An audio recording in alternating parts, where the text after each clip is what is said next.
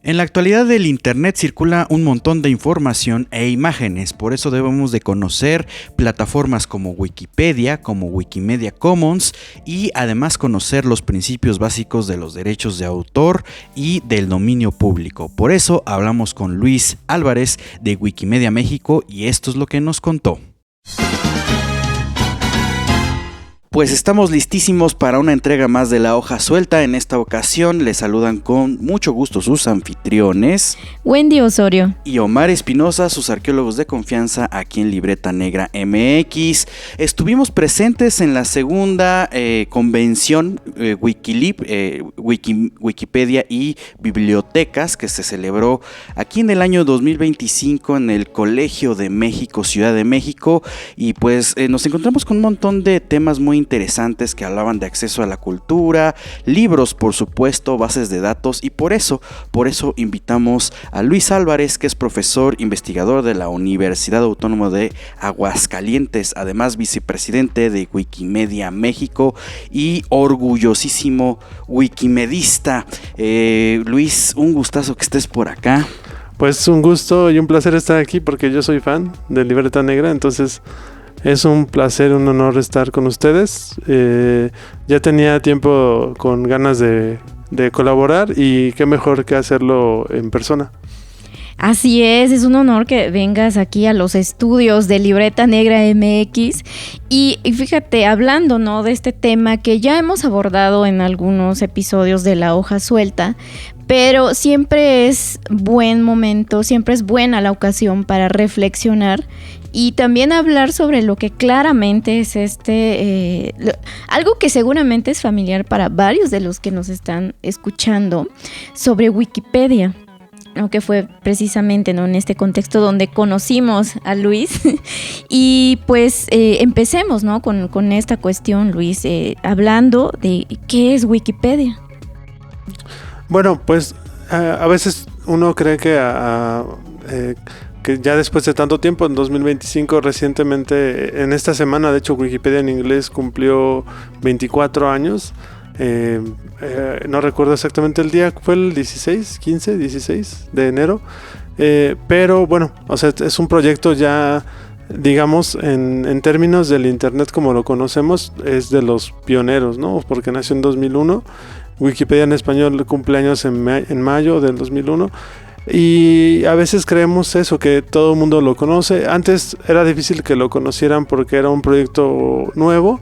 Ahora creo que hay que enseñárselo a las nuevas generaciones que están creciendo con Internet, pero con un Internet distinto, en el que está TikTok, en el que está pues la inteligencia artificial, y muchos otros proyectos nuevos y entonces a lo mejor Wikipedia ya la ven como algo de antaño, ¿no? Pero Wikipedia es un proyecto muy importante para el Internet porque es un proyecto colaborativo, es un proyecto libre, gratuito y de acceso abierto, y además sin fines de lucro, soportado por una fundación, la Fundación Wikimedia, y que se encarga de difundir el conocimiento, la información de manera abierta y libre, en particular Wikipedia en un formato de enciclopedia, es decir, con artículos generalistas de todo tipo. El 2 de enero Wikipedia en español alcanzó los 2 millones de artículos y la Wikipedia en inglés tiene más de 7 millones. Entre las más de 300 lenguas de Wikipedias que hay, pues son muchísimos más de 200 millones de artículos, y es un proyecto multilingüe, como ya lo mencioné, y además tenemos otros proyectos hermanos que también editamos, que son muy importantes, como Wikimedia Commons, que es un repositorio de imágenes libres, de acceso abierto en dominio público, el de Wikidata, que es una base de datos libre, abierta, de la cual se habló mucho en la convención que ya les mencionó Omar. Y pues es como les comentaba, creo que lo más importante es un proyecto de la comunidad, es decir, los artículos están escritos por personas que son amantes del conocimiento, ¿no? Entonces hay un cuidado por construir Wikipedia. Eso es lo que creo que la caracteriza y es lo que hay que cuidar de ella. Ok. Híjole. Perdón Sí, que sí, te interrumpa. no, es que ahora sí que nos diste un recorrido por varios puntos que queremos preguntarte, Luis, porque pues a nosotros nos tocó, ¿no? O sea, ese intercambio y pues el nacimiento de Wikipedia, sobre todo aquí que iba entrando en México. Yo recuerdo que pues quizá era esta transición cuando yo iba en secundaria prepa. Y también había como este mito, ¿no? De que, no, en la escuela no utilices Wikipedia porque pues no sabes de dónde sale la información. Pero justamente es eso, ¿no? Lo acabas de decir, es un proyecto colaborativo y de acceso libre. Pero ¿qué significa eso? O sea, ¿cómo funciona Wikipedia? Porque hay grandes discusiones al respecto. E incluso en una de ellas, Humberto Eco llegó a comentar, ¿no? Así como de cómo usar el internet. Pero la situación es que se decía, pues es que tú te metes y escribes un artículo y ya está publicado. Pero realmente, ¿cómo funciona Wikipedia? Pues bueno, digamos que Wikipedia funciona en varias capas, niveles. O sea, la parte técnica pues es compleja porque hay unos servidores que sostienen o tienen la información. Está soportada por un personal técnico, el cual sí es pagado. Servidores en Estados Unidos, digamos que ahí está la base técnica del proyecto y la base también administrativa en San Francisco, en la Fundación Wikimedia. Pero hay una comunidad de voluntarias en todo el mundo, que hay países donde hay muchos más voluntarios, hay unos donde hay menos, pero yo podría decir o podría apostar a que hay voluntarios y voluntarias en todos los países del mundo, que aportan lo que pueden en el momento que pueden. Tenemos usuarias que editan todos los días, constantemente. Hay quienes, por ejemplo, están actualizando las páginas principales día con día. O sea, se levantan y cambian datos, ¿no? Cambian la página, el artículo del día o el artículo de la semana, los eventos recientes. Hay quienes están combatiendo el vandalismo, hay quienes están programando bots para dar mantenimiento a la enciclopedia. Y ya vemos wikipedistas, a lo mejor los más convencionales, que creamos artículos, que corregimos ortografía. Y últimamente creo que estamos involucrando a una comunidad especializada en temas específicos, por ejemplo a la comunidad bibliotecaria, para que nos ayude en la parte de fuentes, referencias, en cómo archivar mejor, cómo mejorar la información, ¿no? Desde esa expertise, pero podemos en un momento dado consultar a arqueólogas para que nos ayuden con la parte, por ejemplo, de la historia antigua de México, ¿no? Con el México prehispánico. Porque hay cientos o miles de artículos de ese tema, algunos de ellos bien escritos, otros mal escritos, o algunos con desinformación o con información a lo mejor con errores o desactualizada. Entonces es una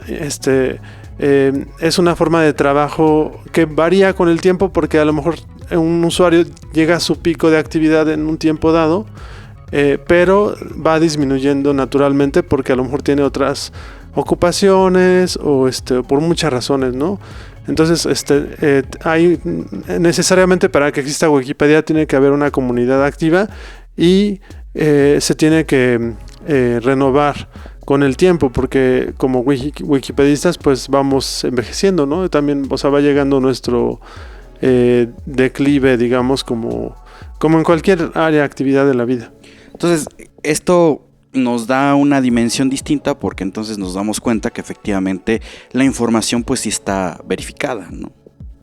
Sí, digamos que hay un nivel de verificación que no es no necesariamente como a lo mejor en una revista académica tiene un cierto nivel que siempre es el mismo. Que eso también es una falacia, porque como yo también edito revistas, he sido dictaminador de artículos académicos, y pues uno se da cuenta que a veces llegan artículos de muy buen nivel o de no tan buen nivel y terminan publicados o no. Entonces en Wikipedia todos los artículos van a ser leídos por algún wikipedista y bajo sus criterios, su subjetividad, sus conocimientos y sus sesgos va a decidir cosas, es decir, si se queda o no, pero nunca es una decisión de una sola persona. Siempre es, yo lo veo como al menos 3 personas participan: el que crea el artículo, el que lo revisa y decide que se quede o se plantilla para mejora o borrado, y otro más, digamos, sería como un revisor, el segundo revisor o el tercer revisor, que ya decide el borrado o no del artículo en última instancia, que es, en Wikipedia en español les llamamos bibliotecarios, y en Wikipedia en inglés son administradores. O sea, cada Wikipedia tiene una designación, casi siempre es administrador, que son los que tienen la capacidad técnica para borrar artículos o pueden hacer la reversa. O sea, si el artículo fue borrado, pueden regresar el artículo a su versión como estaba antes del borrado. O sea, todo permanece ahí. Wikipedia es una especie de almanaque en donde todo está, incluso los vandalismos, los artículos borrados están ahí, en una suerte como de limbo wikipédico. Y entonces, y además eso ahí no termina la revisión, porque en el futuro, si alguien decide que el artículo no es adecuado, puede haber una nueva consulta o una consulta comunitaria que les llamamos consulta de borrado, y la comunidad decide si el artículo permanece o no. Oye, y estamos hablando mucho de comunidad, entonces también es importante determinar como esta dimensión social. ¿Quiénes son los wikipedistas? O sea, en términos, tú mencionaste, yo vengo de mi trasfondo, ¿no? Que soy profesor, he participado en revistas, pero, o sea, desde la gente que puede abrir una cuenta y decir yo voy a hacer artículos, hasta quien revisa, o sea, ¿cuáles son los perfiles que podemos encontrar ahí? Se han hecho varios análisis y estudios, ninguno es muy concluyente porque siempre va a haber usuarios que conservan su anonimato, lo cual me parece muy interesante y creo que es una de las virtudes del proyecto. Es decir, uno puede editar Wikipedia sin tener una cuenta, o sea, entras, le das clic en el botón de editar y cambias lo que quieres. Entonces eso hace que los perfiles sean muy variados, pero creo que sí predominan algunos perfiles el perfil de estudiante, de humanidades o de ciencias, o de profesor, profesora, profesionistas de muchas áreas. Tal vez, esto no lo sé, no sé cuántos haya que no sean profesionistas o que no tengan estudios, pero sí los debe de haber, sí los hay, pero digamos que los que están más visibles en el proyecto con usuario, que participando en eventos presenciales, etcétera, tienen un perfil más académico, pero hay quienes empiezan muy jóvenes, es decir, con cuentas anónimas, o lo han mencionado así, estaban estudiando la prepa o incluso antes la secundaria, empezaron a editar, a veces incluso empezaron vandalizando y después como vieron que sus ediciones las revertía alguien, etcétera, y decidieron después convertirse o pasarse al lado como de la luz, digo. Pero aún así yo creo que también las personas que vandalizan también, yo creo o considero que también participan. O sea, eso es polémico, porque pues la mayoría desearían que no hubiera vandalismo, pero creo que motivan la participación de otros para corregirlo. Claro, es un proyecto vivo finalmente, ¿no? Y este tipo de acciones que forman parte del historial, ¿no? De los contenidos que están en esta enciclopedia, creo que también indica esto, ¿no? Es un proyecto social, es un proyecto colectivo, colaborativo y por supuesto un proyecto vivo. Pero respecto al punto que mencionabas, Omar, bueno, que Luis nos aclaró sobre el proceso de verificación de la información, digamos, pienso que también, y esto quizá es algo que a veces no nos detenemos a reflexionar, sobre todo cuando hemos estado en situaciones en las que incluso se nos prohíbe usar este contenido, ¿no?, que se genera en Wikipedia, porque bueno, se conoce nada más por encima que pues son contenidos que pueden editarse, ¿no?, como tú nos acabas de explicar, y muchos le añaden, es que cualquiera puede editarlo, ¿no? Entonces la información pues puede ser no fiable. Pero ahí me gustaría que nos compartieras como un poco de tu experiencia como profesor con tus alumnos y también con tus colegas profesores, ¿no? Pero algo que yo quiero también destacar es que, de hecho, la cuestión es aclarar, ¿no?, que realmente los contenidos que están en Wikipedia realmente te ponen ahí estas referencias, ¿no? Que además pienso que representa una ventaja incluso para todos estos trabajos que se utilizan de referencia, o sea, las tesis, los libros, los artículos, porque pues no nos hagamos, muchas veces en los buscadores de internet, generalmente lo que nos va a arrojar primero sobre algún tema que estemos investigando para una tarea o para otro trabajo, pues Wikipedia es como uno de los primeros, ¿no? Entonces pienso que también es una ventaja para todas estas referencias porque se colocan y se les da una mayor difusión que estando en los nichos más pequeños quizá de las escuelas, pues no tienen este alcance, ¿no? O hay algunos que tampoco están como disponibles en línea, pero al menos ya se colocan, ¿no? Y se habla de su existencia y pues ya dependerá del usuario que pues vaya, ¿no?, y busque la fuente. Ahí está como un aspecto que para mí es muy valioso, ¿no?, respecto a este proyecto. Pero cuéntanos sobre esta cuestión, ¿no?, de que a veces no percibimos como el uso que puede tener y aparte la ventaja que representa, ¿no? Sí, yo igual lo platico mucho con mis estudiantes. Yo he dado clases de arte mexicano, voy a dar una de arte virreinal por segunda vez y pienso usar Wikipedia. He usado Wikipedia en el aula en materias de arte regional, que habla sobre el arte regional de Centro Occidente, es decir, Aguascalientes, Guadalajara, Jalisco, Guanajuato, Michoacán, San Luis Potosí, y otras materias relativas al arte, a la cultura, y creo que es muy valioso cuando justamente un conocimiento que está en un libro, que a lo mejor está en la biblioteca, que no tiene mucha difusión, porque a lo mejor es un libro que ya no se edita, ¿no? O sea, está en los anaqueles de las bibliotecas, que es muy valioso que esté ahí, porque pues recibe consultas de los estudiantes, docentes y otras personas, pero al estar en Wikipedia se puede convertir en una fuente extra, es decir, se extiende la difusión de esa fuente. Y puede convertirse o le puede dar como una nueva vida a esa información y al mismo autor o autora que haya escrito esa fuente. Entonces creo que hay que difundir mucho. También por eso el proyecto de los proyectos de bibliotecarias que están en la fundación, como los que difundieron en este evento la semana pasada, pues esta semana que acaba de terminar, son muy valiosos porque nos ayudan a ver esta relación del libro con el público a partir o a través de Wikipedia. Entonces, pues sí, y además creo que los usos variados que la gente le da a Wikipedia todos son valiosos, o sea, para sacarse de una duda, como hacer incluso juegos como de trivias o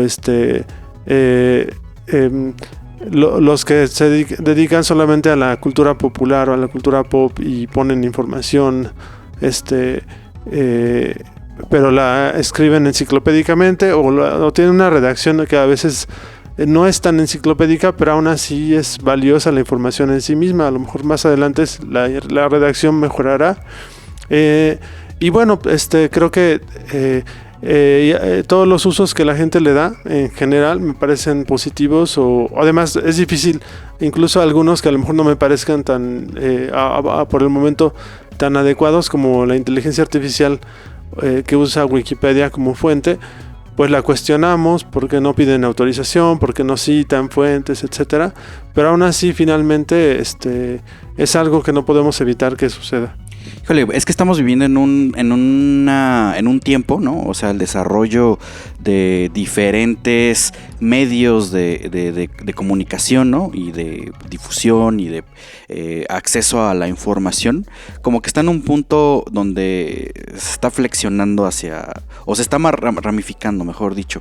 Ahorita está muy en boga, ¿no? Así como a mí me tocó en la secundaria, no uses Wikipedia porque no se sabe la información y no sé qué. Ahorita es así como en las escuelas, como de, por favor no saquen sus trabajos de ChatGPT y de Copilot y de todas estas inteligencias artificiales, pero es curioso que al final del día muchos de estos lenguajes de inteligencia artificial pues efectivamente sacan o fueron entrenados con Wikipedia, ¿no? O sea, es como la ironía de las cosas, pero a lo mejor podemos hablar un poco de eso más adelante, porque en realidad nos interesa mucho conocer tu trabajo dentro de pues tu perfil wikipedista, que tiene que ver un poco más, o sea, obviamente nos has contado que escribes artículos, pero tú le has dedicado mucho tiempo a lo que es Wikimedia, ¿no? Y parte de lo que son, no la parte escrita, sino los medios visuales de Wikipedia. Cuando uno abre un artículo de Wikipedia, pues viene el texto y muchas veces vienen pues recursos. Entonces, que si la foto, a veces vienen audios, de repente también hay videos. O sea, toda esta parte que ilustra la información también tiene un trabajo de fondo. Entonces, ¿qué significa esto y qué es Wikimedia? Que también lo mencionaste al principio de esta charla, pero de repente hay que ver que Wikipedia está compuesto por diferentes cosas, ¿no? Entonces, en específico es Wikimedia Commons. Entonces, ¿qué es esto? Sí, bueno, Wikimedia Commons es un proyecto que nace después de Wikipedia. Ahorita no recuerdo la fecha exacta, ha de haber sido en 2005 o 2006. Como una necesidad de que el proyecto se estaba ilustrando, pero al principio las imágenes estaban dentro de Wikipedia. Entonces estaba la información y estaban las imágenes, pero se vio que había una necesidad de construir un proyecto aparte de imágenes, videos, o sea, de recursos multimedia, y se creó Wikimedia Commons. Que utiliza, y además porque también ocurrió esto, que la Wikipedia en inglés, que era la más grande, a partir de la legislación estadounidense de lawfare, del uso justo, permitía el uso de imágenes con copyright, sobre todo en las portadas de discos, se pasaba mucho, y hasta la fecha uno entra, no sé, al artículo de Nevermind, ¿no? del disco de Nirvana, o muchos, no todos seguramente, pero muchos, y aparece la portada del disco.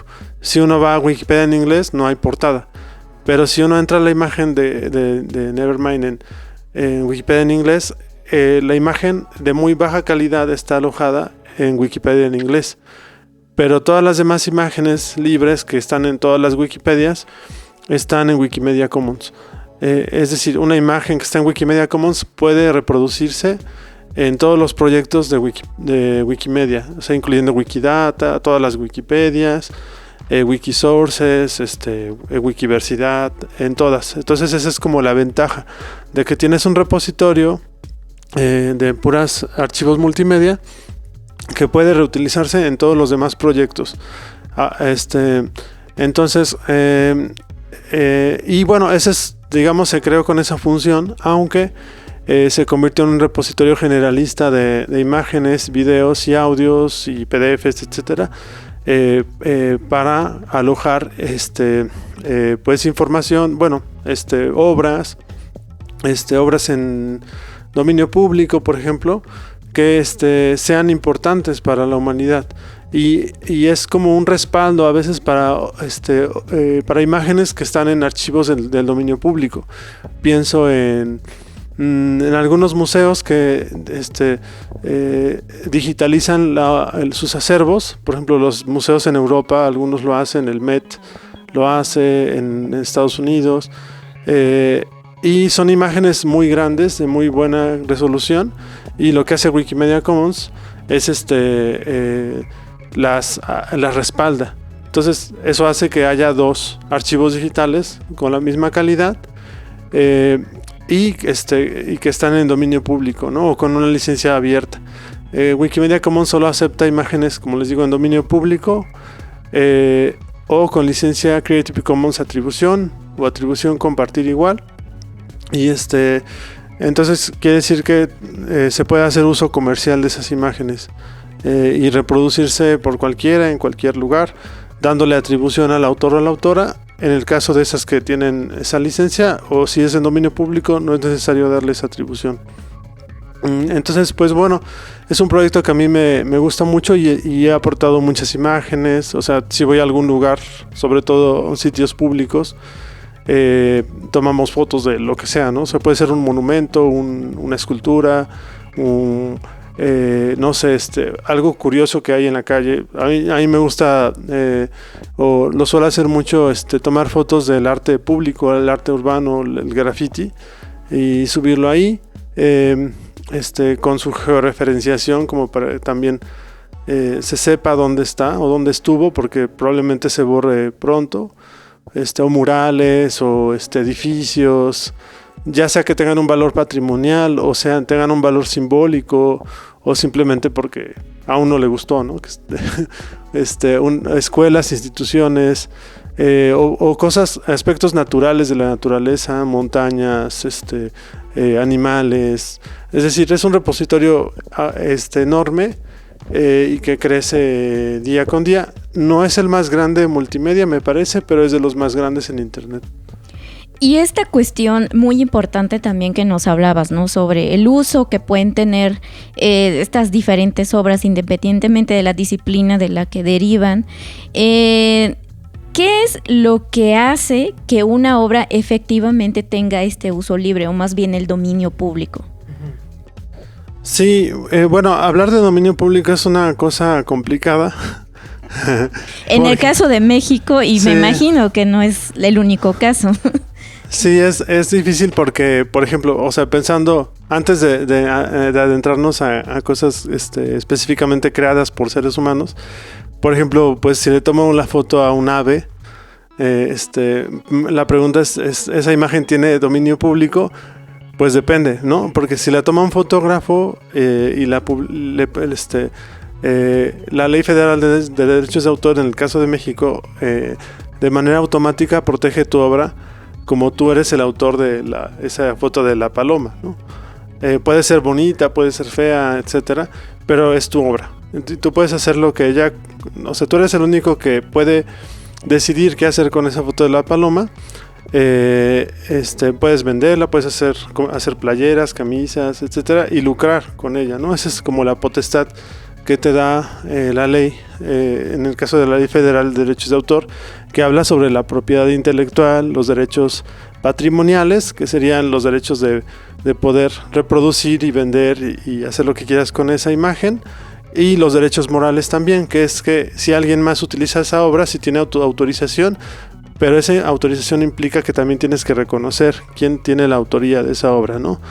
Entonces, lo que hace Wikimedia Commons es usar unas licencias que llamamos licencias Creative Commons, que fueron creadas también casi a la par de Wikipedia por los años 2001, y que se han ido refinando, han ido adaptándose a las legislaciones de derechos de autor de todo el mundo hasta alcanzar la que tenemos ahora, que es la 4.0, que es la que ya abarca las legislaciones o casi todas las legislaciones en el mundo, incluyendo la de México. Y pues en el caso de Wikimedia Commons, pues las obras que son de dominio público en México serían aquellas que sus derechos, los derechos patrimoniales de la obra caducaron, ya sea porque falleció el autor hace 100 años o más, o porque la obra es huérfana o es anónima. Pero esa orfandad de una obra puede ser relativa, porque puede ser una obra reciente y que el autor o autora aparezca, o puede ser una obra huérfana que lleva cientos de años y ahí definitivamente el dominio público está ahí. Prácticamente la obra nació en dominio público porque el dominio público existe como legalmente existe más o menos en el siglo XIX. Pero bueno, si quieren, ahorita andamos un poquito más en eso.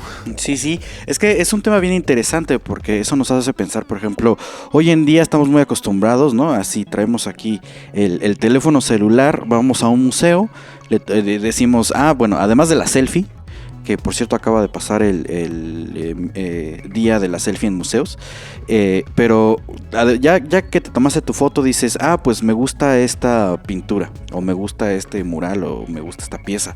Le sacas una foto y dices, bueno, la subo así a TikTok, ¿no? O la subo a Instagram, y eso implica como una serie de cosas que a veces no tomamos en cuenta, y mucho más cuando efectivamente de repente puede ser un wikipedista y dice, esta hay una entrada sobre la vasija de mono de obsidiana de la sala mexica del Museo Nacional de Antropología, le saco una foto y le pongo ahí en Wikipedia, ¿no? Para que ilustre. Eso tiene implicaciones. Sí, claro. O sea, en sentido estricto de solamente la parte de los derechos de autor, depende de varias cosas. Depende del museo, o sea, si es el museo mexicano, si es museo en otro país, porque cada país tiene sus legislaciones. Bueno, eso lo he aprendido en Libreta Negra, de que a veces las legislaciones de monumentos, de patrimonio arqueológico, patrimonio histórico en México son más rígidas que en otros países, ¿no? Como en Estados Unidos, donde no se puede incluso vender las piezas que son consideradas patrimonio, ¿no? Arqueológico, histórico, y hay una protección también sobre, digamos, el objeto se convierte como una especie de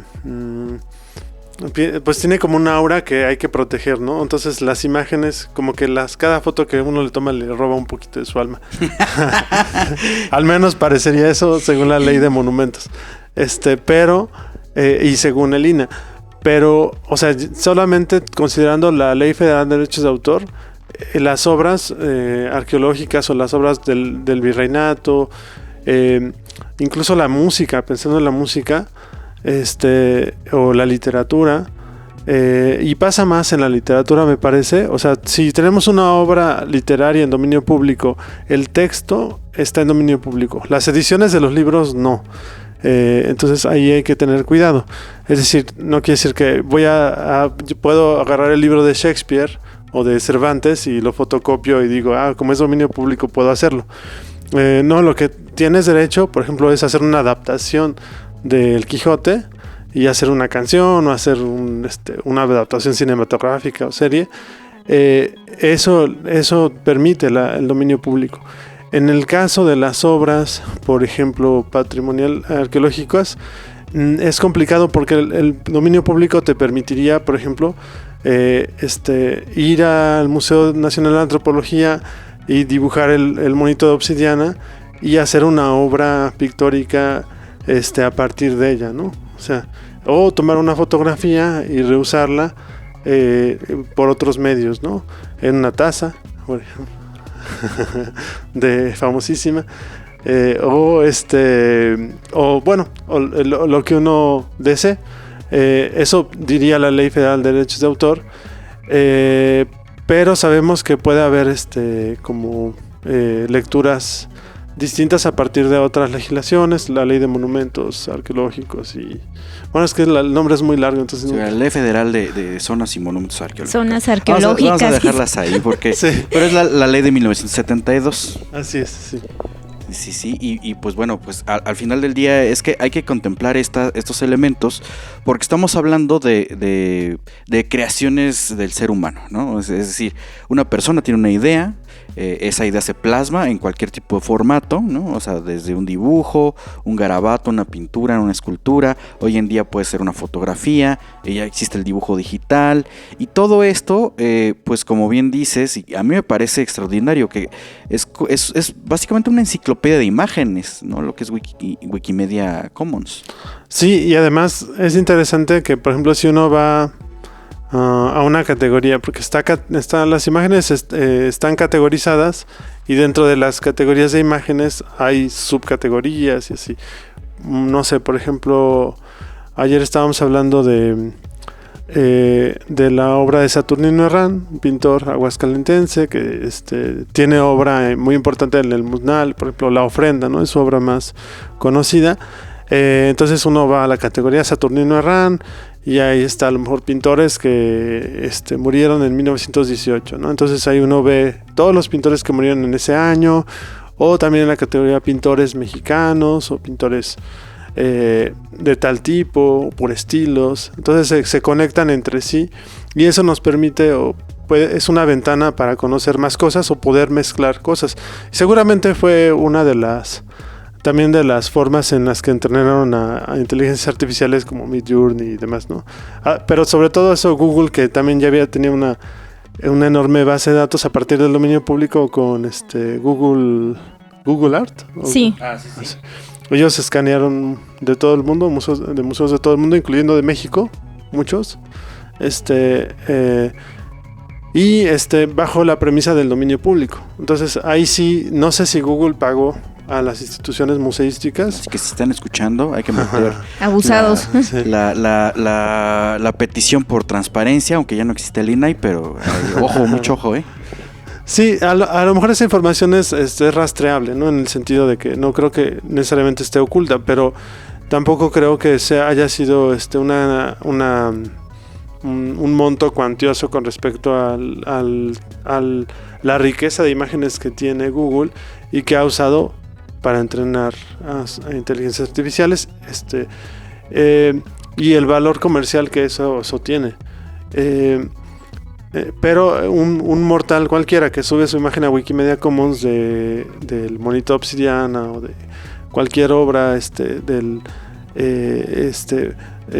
o si voy a unas pirámides y tomo unas fotos con mi celular y las subo, pues no tendría a lo mejor los recursos para pagar el uso comercial de esas imágenes, que puede ser muy alto, ¿no? Sí, en el caso de México sí hay una serie de acotaciones y cuotas, ¿no? Para los diferentes usos que quieras darle.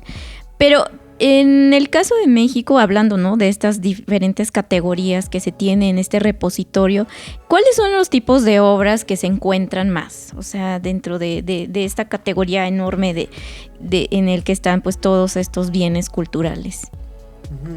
Bueno, algo que es importante mencionar, y ayer que di una charla al respecto a partir de lo que también he platicado con Salvador Alcántar de Wikimedia México y otras personas, es que en México no existe un catálogo oficial del dominio público.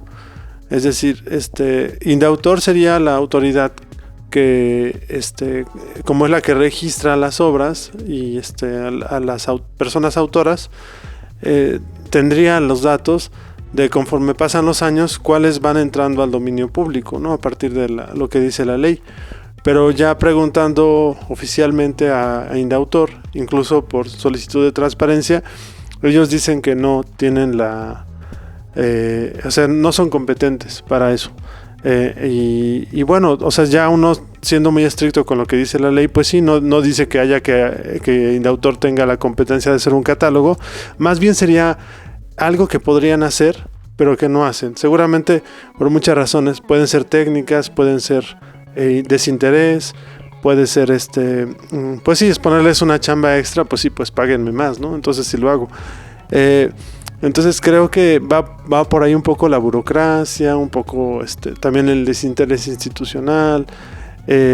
No hubo antes no hubo una conciencia histórica sobre esto, como había mucha presión también porque a quien le conviene que el dominio público permanezca oculto, pues es a los que tienen el monopolio del copyright, que son las industrias culturales, sobre todo la televisión, el cine, la industria discográfica, ahora presente más bien en plataformas de streaming.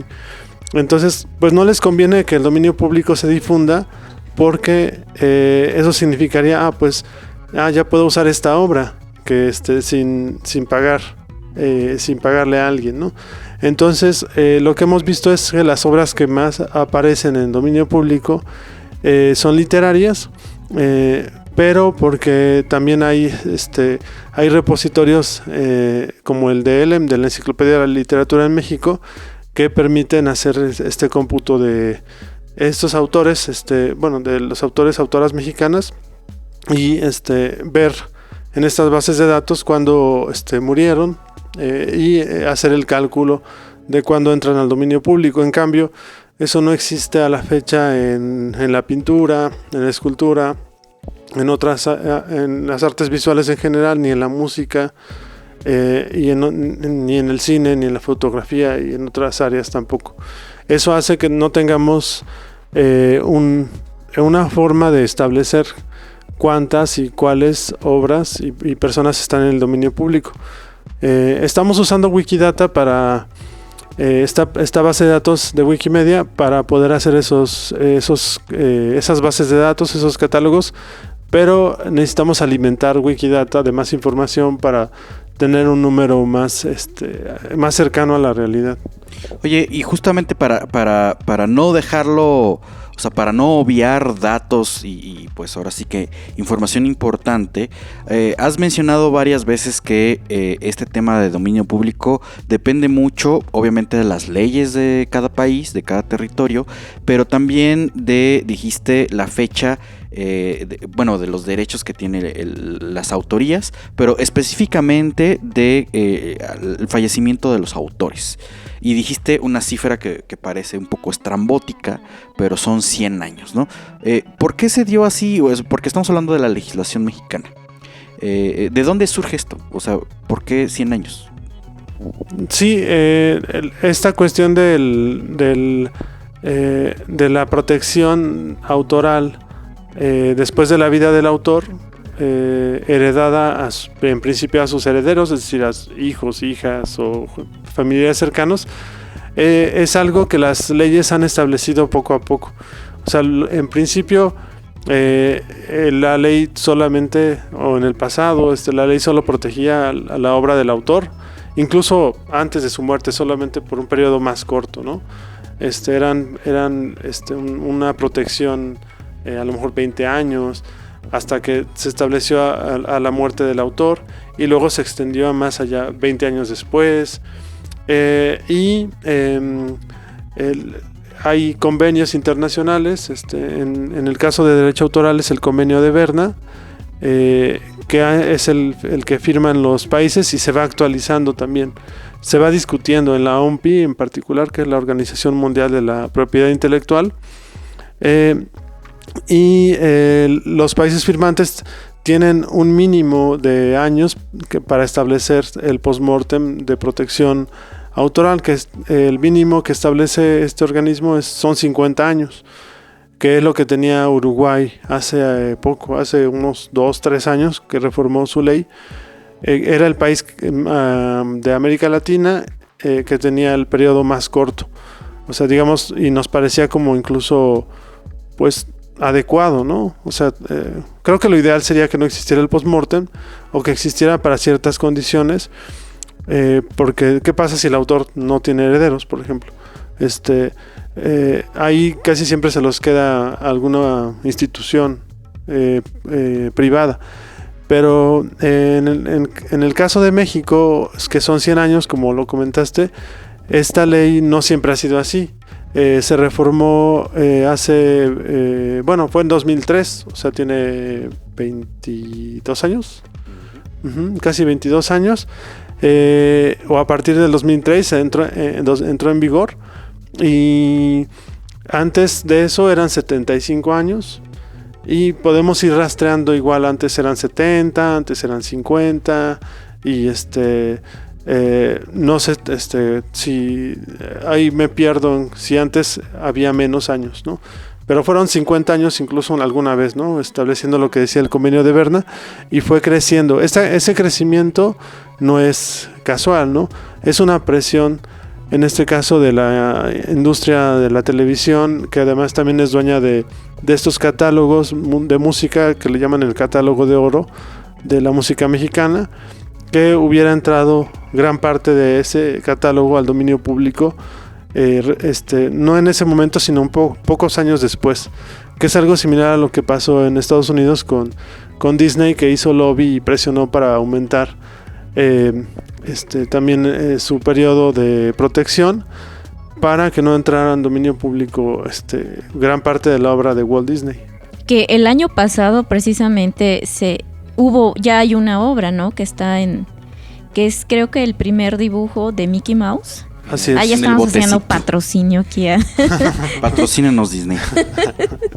Sí, definitivamente este tipo de pues actualizaciones o reformas, ¿no? A estos articulados tienen que ver con pues ciertos intereses, ¿no? O sea, eso es algo que no podemos negar. Sin embargo, 100 años, o sea, es mucho. Claro, depende de la situación de la obra. Y creo que México es el que tiene uno de los periodos más largos, ¿no? Sí, de hecho, el único país que tiene un periodo de 100 años es México. Todos los demás tienen creo que el que sigue es Colombia con 80. Pero sí no sé si se pueda extender incluso más. Yo espero que no, pero 100 años porque son como 2 o 3 generaciones más después de la muerte del autor. Sí, de hecho justo estaba pensando en eso. O sea, pues sería justo como hasta los nietos, ¿no? De la persona que se detenta como autora de una obra. Y es un montón porque además, aquí no lo hemos comentado tanto, pero podremos hacer referencia de espacios como el canal de YouTube de Beca Duncan, donde han comentado justamente estos temas. Que de repente, ¿no? O sea, pasa mucho ahorita que se puso o se recuperó la figura de 100 años de soledad, ¿no? de García Márquez.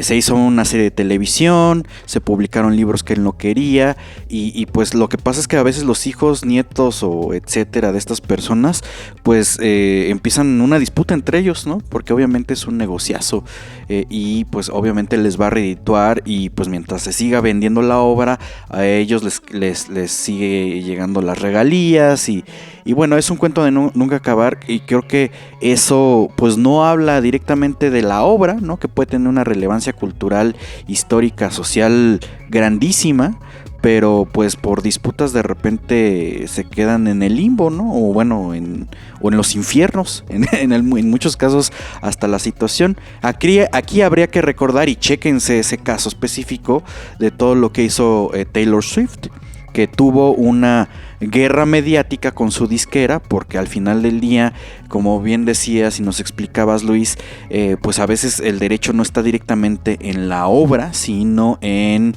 el formato. En este caso, la industria discográfica estadounidense tiene la costumbre de registrar los masters, es decir, las grabaciones originales, no la canción como tal, porque esa la tiene el autor de las obras. Entonces tú no puedes reproducir la canción porque en realidad se propugna la grabación. Entonces cuando Taylor Swift se da cuenta de eso, porque estaba perdiendo dinero, obvio, regrabó todas sus canciones y dijo, sí, disquera, pues quédate con esas canciones, yo regrabo todo, vuelvo a sacar los discos y mira, así te va a quedar el ojo.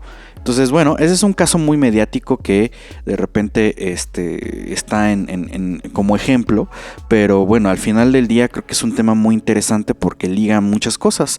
Empezamos hablando de Wikipedia, que habla justamente de esta cultura del acceso comunitario, ¿no?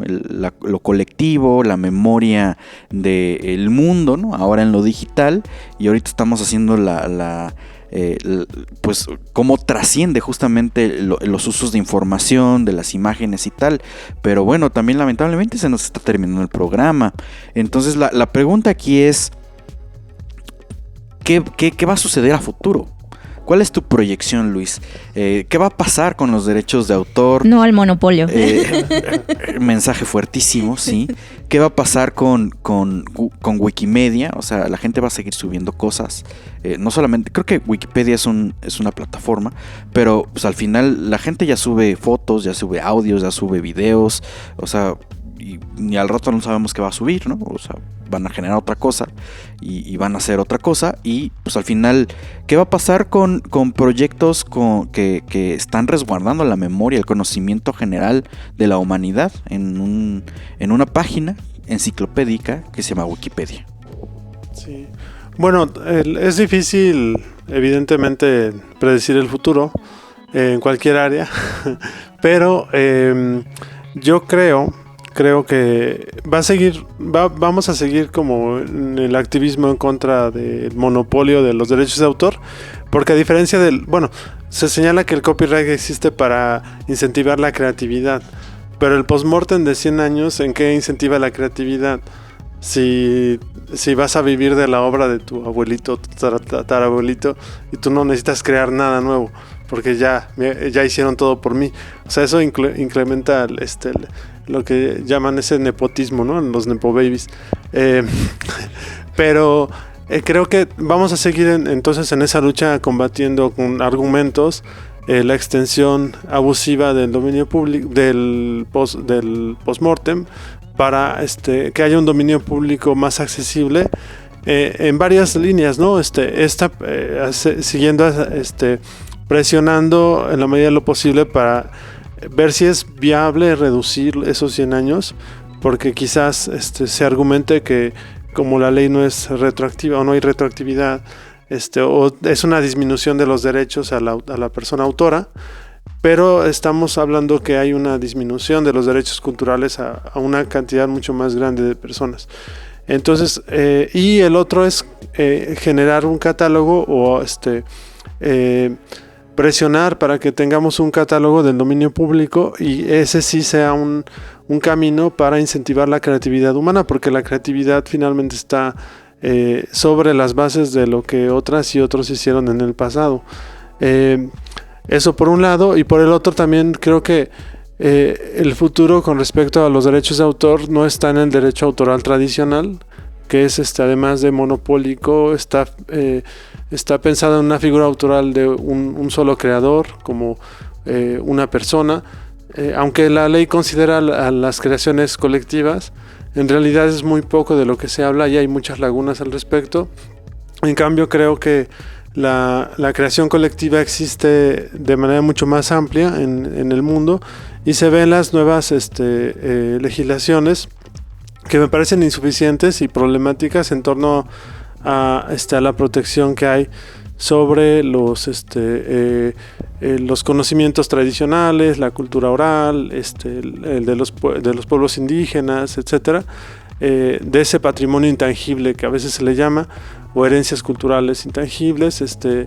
Creo que más que en la parte legal es en la parte de la creación, de la creatividad y de cómo los pueblos se organizan para proteger lo propio, no con un interés más bien comercial, sino con un interés de que eso que es importante por su significado, por su importancia cultural y personal, está ahí. Entonces creo que también hay que voltear a ver esas formas de ver la creación como una forma de creación colectiva, y no solamente eso es para ese tipo de creaciones que además las vemos como el folclore, el patrimonio, o la patrimonialización de esas prácticas, sino que es una forma humana natural de crear.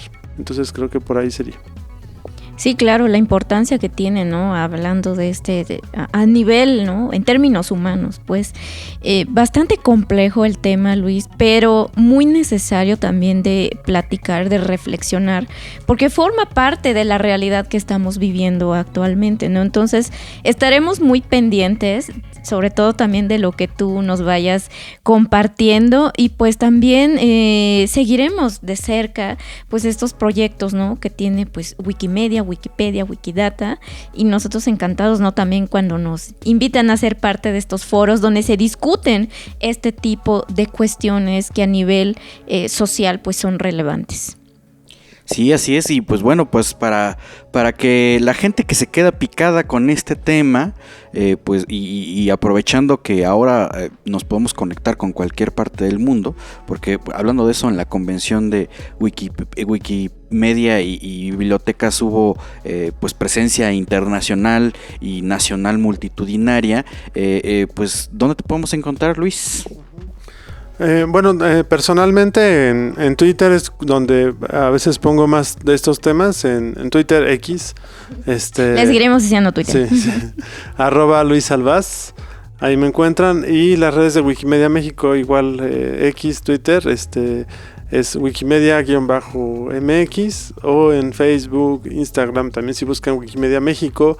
Y hay muchos proyectos de Wikimedia en esas redes sociales. Les recomiendo seguir también la de Wikimedia Commons, la de Wikipedia en inglés y en español, la de la Fundación Wikimedia.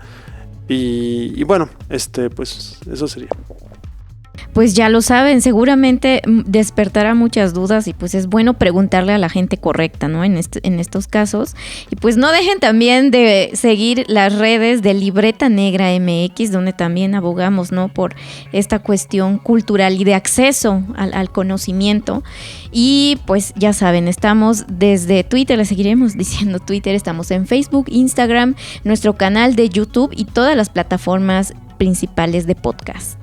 Así es, pues bueno, pues como pueden ver hay un montón de cosas, evidentemente hay mucho más que hablar sobre temas de acceso a la cultura y pues también derechos de imagen, derechos de autor y por supuesto lo que vemos en plataformas digitales, pero pues muchas gracias Luis por estar por acá, pero bueno, seguiremos como siempre hablando de esto y más y no se les olvide que cultivamos memorias. Nos vemos la siguiente semana con otro gran tema. Gracias. Bye.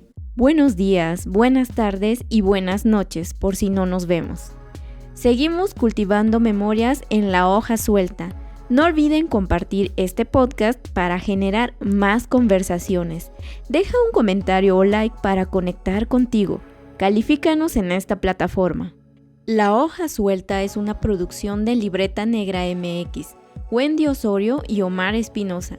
Tus anfitriones te esperan en la siguiente entrega para seguir debrayando.